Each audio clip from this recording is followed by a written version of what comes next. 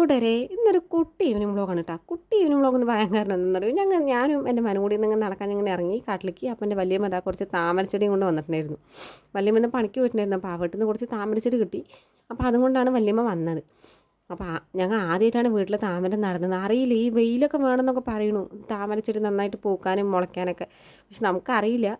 അപ്പോൾ കുറച്ച് മണ്ണും ചെത്തി അനിയന്മാർ മീൻ ഇട്ടുകൊണ്ടിരുന്ന പാത്രമായിരുന്നു. അതിൽ കുറച്ച് വലിയ മീനൊക്കെ ഇടുന്നതായിരുന്നു. അപ്പോൾ അവർ ആ മീനിനെ മാറ്റിയിട്ട് അതിൽ കുറച്ച് വെള്ളവും മണ്ണും ഒക്കെ ഒഴിച്ച് താമരച്ചെടി ഞങ്ങൾ സെറ്റാക്കി എടുത്തിട്ടുണ്ട്. ഇത് വിരിയോ എന്തോ അറിയില്ല.